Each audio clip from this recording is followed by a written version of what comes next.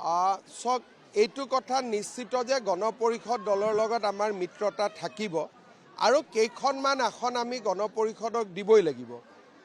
এতিয়া তাৰ ভিতৰত কোন কেইখন দিম কোন কেইখন নিদিম অহা দুটা দিনত পাৰিলে মই আজি ৰাতিয়ে সম্পূৰ্ণ কৰাৰ হিচাপত আছোঁ, নহ'লেও কালি বা পৰহিৰ ভিতৰত আমি মিত্ৰতাটো সম্পূৰ্ণ কৰিম। সেই বিষয়ে মই ক'ব নোৱাৰোঁ, কাৰণ তেওঁলোকক এটা মৰ্যাদা সম্পন্ন চিট দিব লাগিব, সংগঠনো চাব লাগিব য'ত দিলে জিকিব পাৰি।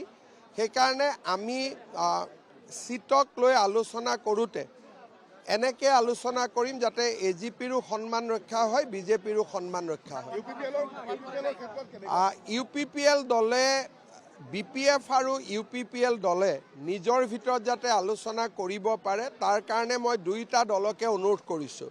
কিন্তু বড়ো ৰাজনীতিত মই প্ৰত্যক্ষভাৱেতো সোমাব নোৱাৰোঁ, কিন্তু মই প্ৰমোদ বড়ো ডাঙৰীয়াকো কৈছোঁ যে আপোনালোকে মিলা মিছা কৰক, হাগ্ৰামা মহিলাৰী ডাঙৰীয়াকো কৈছোঁ মিলা মিছা কৰক, ফলাফল কি হ'ব সেইটো আমি তেওঁলোকৰ পৰাহে জানিব পাৰিম।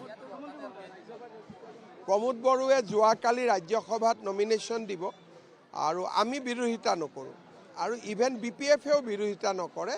দিল্লীত যাব খুজিছে, তাত কোনো বেয়া পাবলগীয়া কথা নাই।